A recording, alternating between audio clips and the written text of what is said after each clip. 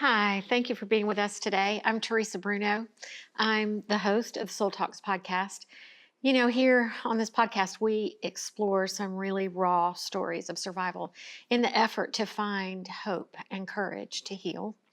And I'm so thankful for our resident therapist. We get lots of help from her every Monday, and Sheri Ryland. She's with us today, and we're going to talk about the devastation of divorce and how to begin to walk out of it. So, hi, Sheri. Hi. Always good to have you. Thank Love you. all the Happy to be here. amazing tools you give us. And, our viewers are just loving listening to you. Get just thousands and thousands of views. So that's I love awesome. it. I'm glad to hear that. Thanks Yeah. for listening. I don't know where you start with divorce and devastation, but this is a big Well, topic. it's everywhere, right? So we live in a time period where where divorce is happening more and more. I remember at one point it was 50% of people stay married, and I think that's probably even much higher of people that are not staying married. And myself, I've been married and divorced twice. So at one point, I would say I'm embarrassed to say that. But at the same point, I'm not now Mm-hmm. at this point in my life to be able to say that, you know what, it's not just that I survived the marriage and divorce, it's that I realized that me as a person, that I don't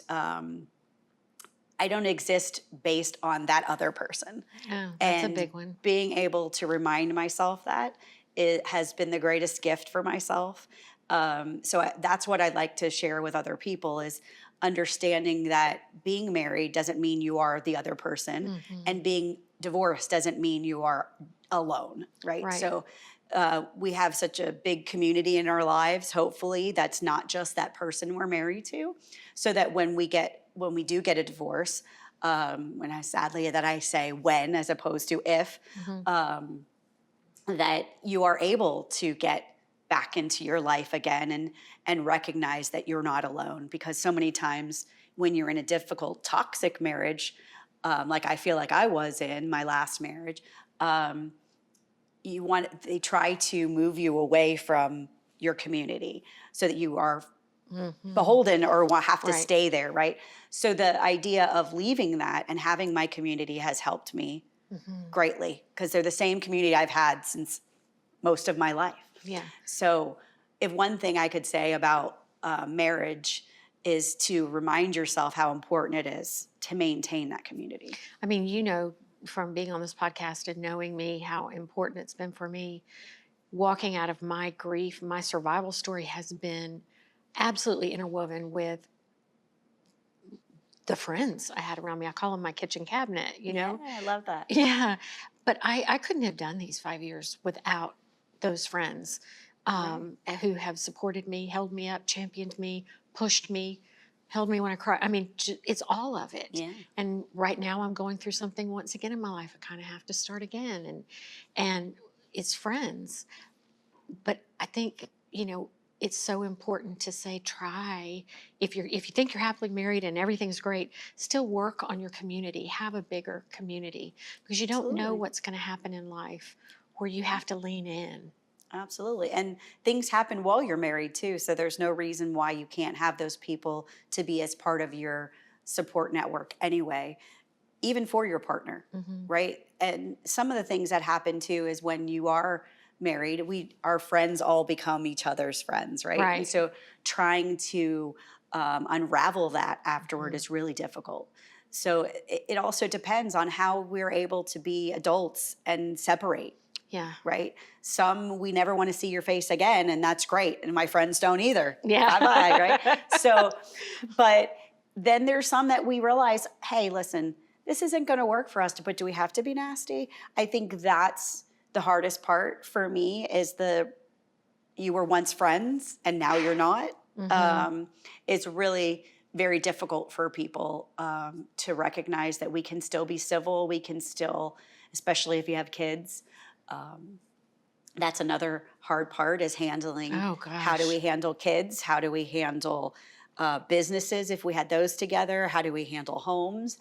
All of those is a huge grief, huge loss It's that, grief, it's loss. And one of the things I hear so often from in my friend group, um, in separations and divorces is the utter fear women have about finances, and can I make Yes. it, and am I going to be safe? Can I do this on my own? Right. Because finances are one of those things, like friendships. They're usually completely, interwoven. Absolutely. Yeah. And I just see a lot of my friends who've really suffered in fear over that.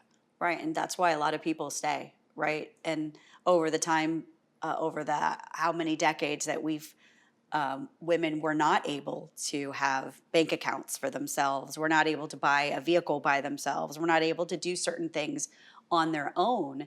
And now that's why we're seeing more women being able to leave, because we have these rights and these abilities to do those things. But also, most importantly, we forget that we have 100% of the things that you've gone through, you've survived if you're still alive, right? So you're going to be able to survive one way or another. And is it better to survive in that marriage? Mm-hmm. And I mean survival as in I'm alive, not necessarily thriving. Am I thriving? Right. Yeah. But am I going to survive in this environment, or am I going to survive in that environment? That if that means I have to get out of something that's dangerous, that I'm just overall don't feel comfortable in for whatever reason, you are. And I think that's the important thing, because we forget that we can make it through anything. Mm-hmm. I mean, how many people have? Look what you've gotten through. Yeah. And I think the idea of being dependent on somebody or something is so strong that fear takes over. So I think the most important thing for people to realize is that first of all, you're not really alone. There's going to be somebody out there to help you one way or another. And also that you're going to make it. Yeah, I totally agree with you 100%. I'm thinking back in my mind about a lot of the fears I had coming out of James' suicide. And it's not a divorce, but it's starting over again completely by myself. And it was fears of, can I be a great parent to two boys, and I'm the only parent? Exactly. And if I were to marry again, nobody's ever going to love my biological kids in the way that their dad did. Right. The other fear, and this is just really raw, but you have fears of, will I ever be loved again? Will I ever be held again? Am I always going to eat alone and sleep alone? All those things just create chaos, or they did in my mind. Absolutely. And I'm sure they continue to over time. That all evolves, right? When we get to a certain age, we ask ourselves, is this it? Was that, I've already been married twice. Like, Right. Who wants to be involved with her the second time divorcee? Yeah. Those kind of things. Those are the fears and that narrative that we continue in our mind of no one's going to love me. No one's going to love my kids the way that their parent did. Or now I got to deal with this jerk as a parent, right? As the other parent, trying to influence my children. And then me trying to not influence them about their father, right? So those are the kinds of things that we struggle with, that are all not just in our mind, but they're there as strong words in our head, that are voices in our mind telling us we can't do it. I can't live without this person who helped me. I guarantee you can live without this person. Yeah. I mean, it's powerful, I think, just to sit here and go, okay, no matter what, if it's death, if it's a divorce, if it's a business failure, whatever it is, you can be okay. We can. Yeah. Right. And that's just that story that we have. We're telling ourselves the story that we can't. Why can't we tell our stories that we can? We've talked a lot about, and we've talked a lot in this room about, it's the narrative in your head. I like to think of it as reprogramming. I don't know why I love. Absolutely. No, that's perfect. I love the words rewrite, rewire, reprogram, all the old Yes. stuff. Make it, the positive narrative, but Absolutely. it's powerful. Absolutely. We have a very powerful thing here that controls so much of our life, not only physically, but emotionally, and can set us up for failure or set us up for success. I mean, it's an easy little thing, and I try to live by it, and I've got lots of good stories, but and you don't realize the power in it, but our thoughts create our lives. Absolutely. And you think, oh, yeah, okay, whatever. But if you really Yeah. dig deep, It's true, right? Well, I always say the simplest things aren't the easiest things, right? So, yeah, it's very simple concept to say, I just change the way you think. Oh, yeah. poor Sheri. Hey, great. But my But mom did this to me when I was little, and so that's why I feel this way about this. And I got exactly. to unravel all that. Absolutely. So there's a lot of work going into that, of course. But at the same time, it's a very basic concept of yes, if I would just follow through with this, I can change that. So it's not saying it's an easy, just flip a switch kind of thing. That's not what I'm saying. And it's just a simple concept of changing the way you think. So there's a lot that goes into that, like EMDR, like regular narrative therapy, regular cognitive behavioral therapy, all those things that help you learn how to do that. So it is important to find a therapist to grieve the process, first of all, to grieve that person you're married to, that future of being with that person, that future loss, Yeah. because you're losing a lot of other things. You're losing a dream. So You're those absolutely are, losing a yeah, dream. Yeah.